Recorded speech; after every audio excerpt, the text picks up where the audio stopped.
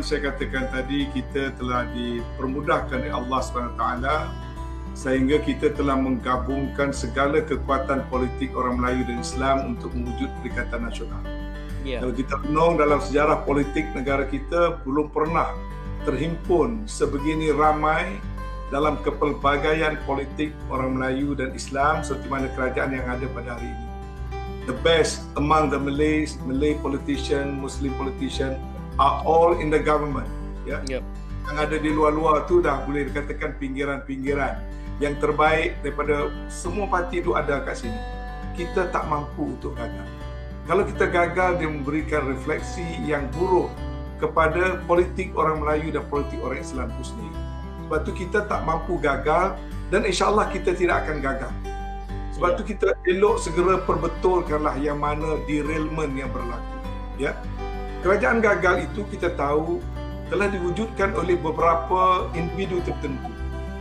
Perkara ini mula diwujudkan pada bulan September menjelang berlakunya belanjawan pada tahun yang lalu.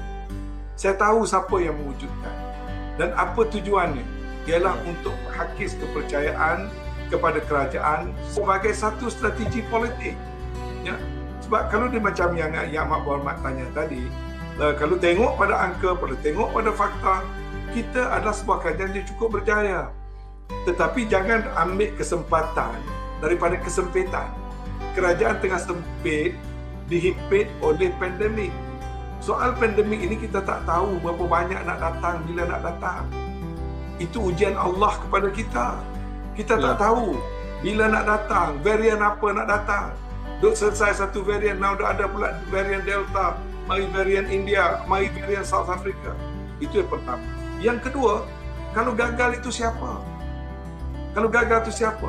Yang mengendalikan COVID di peringkat pusat sebagian besar adalah menteri-menteri UMNO. Yang menjaga urusan vaccination, menteri UMNO. Yang menjaga keselamatan negara daripada menteri UMNO. Yang menjaga portfolio kesihatan, menteri UMNO. Jadi kalau kita duk hayun soal kerajaan gagal tu, siapa yang gagal? Ludah ke langit, jatuh ke muka kita. Sedangkan realitinya kita tidak gagal. Kita momokkan dengan perkataan gagal kerana kita nak bermain politik. Itu satu perkara yang pada saya tidak sihat. Kembali kepada basic, kita ini adalah orang yang hidup beragama. Politik itu fardu kifayah bagi seluruh umat, dan kata ulama mutabar, dia menjadi fardu ain pada orang yang diangkat sebagai pemimpin. Maknanya kita ada satu perkara yang sangat besar yang mana kita harus lakukan dengan penuh kesungguhan kita. Kalau sekali kita gagal, sekali kita lemahkan diri kita, maka kita mungkin akan menerima pahala yang buruk. Sebab itu kita tidak mampu gagal. Dan hingga masa ini kita tidak gagal. Bagaimana mungkin kalau kerajaan ini gagal, IMF boleh mengiktiraf kita sedang menuju ke arah pertumbuhan ekonomi 6.5% KDNT. Kalau kita duk kata kita gagal, tapi Standard & Poor kata Malaysia rating A- dikekalkan, antara yang terbaik di rantau Asia. Orang lain menyatakan kita berjaya, kita sesama kita duk bergaduh kata gagal. Lebih baik kita tumpukan masa untuk saling sokong menyokong. Yang dekatkan, yang jauh rapatkan, yang retak kita boleh gabungkan. Daripada kita saling melemahkan satu sama lain. Kerana apa? Kerana agenda kecil yang bersifat pribadi, kita meninggalkan matlamat dan agenda yang lebih besar. Sebab itu pada saya, cantuman kerajaan yang ada sekarang ini, gandingan kerajaan yang ada sekarang ini, yang mana UMNO paskalanya ada di situ, perlu dipertahankan. Kalau ada lemah, kita baiki. Sebab kita tak mampu gagal. Dalam soal urusan COVID, satu lagi apa ni saya nak sebutkan. Dalam menguruskan COVID, yang ada di situ tu semua kerajaan. Jawatan kuasa tertinggi pengurusan COVID itu, MKN khas COVID, dipengerusikan oleh Perdana Menteri dan anggotanya Menteri Besar Parti daripada Bersatu ada, Menteri Besar PAS ada, Menteri Besar UMNO ada, Menteri Besar PKR ada, Ketua Menteri DAP ada, dan semuanya ada.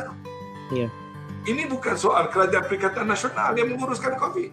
COVID diuruskan oleh kerajaan negeri dan kerajaan pusat yang datangnya daripada semua parti. Ya. Mengapa kita katakan ini ada kegagalan kerajaan Perikatan Nasional? Patutnya kita ambil tanggungjawab bersama. Kita tahu semua kita, kalau yang nak berkritik itu daripada orang UMNO, kita tahu UMNO yang duk menguruskan COVID. Yang nak kritik dah tahu orang PAS duk ada dalam urusan COVID. Yang nak kritik dalam DAP duk ada rajatan kuasa itu. Kalau gagal, kita lah yang gagal.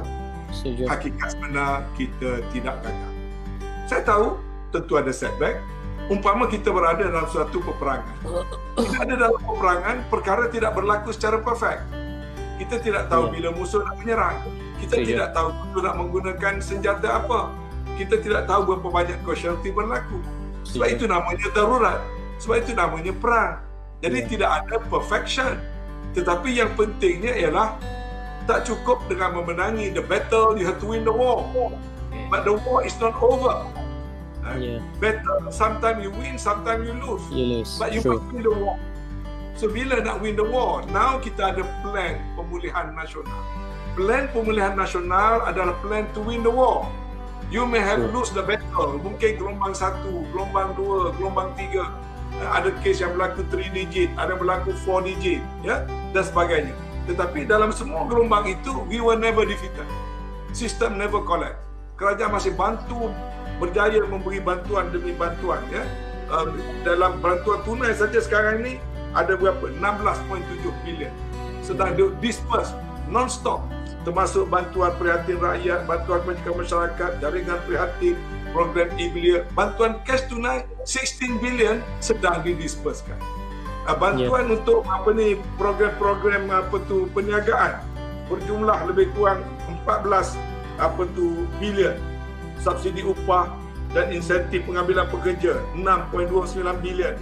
Geran khas prihatin 1.5 bilion sedang diuruskan, sedang disampaikan. Kalau program bantuan kebajikan masyarakat 1.25 bilion sedang didisperskan. Kemudian tadi yang amat berhormat Menteri Besar diumum pengecualian lesen, pengecualian saya baru petang tadi umumkan cukai pitu kita bagi balik 10% bagi balik pada pembayar. Lesen-lesen wilayah bebas berniaga terus sampai bulan 12 kira automatic renew. Duduk di rumah di bandaraya 60,000 unit duduk di rumah bandaraya percuma dan sebagainya bayar RM60 saja sebulan. Macam-macam dibuat. Jadi kita berjaya dari segi itu. Jadi pada saya lah untuk kerajaan gagal itu mungkin datang daripada orang yang cuba nak menggagalkan kerajaan. Kerana bila kerajaan gagal maka mereka jadi orang berjaya. Kalau kita berjaya mereka akan kekal menjadi orang yang gagal sebagai orang yang pernah gagal dan pernah menggagalkan, tapi insya-Allah cuba untuk menggagalkan akan menang bersama.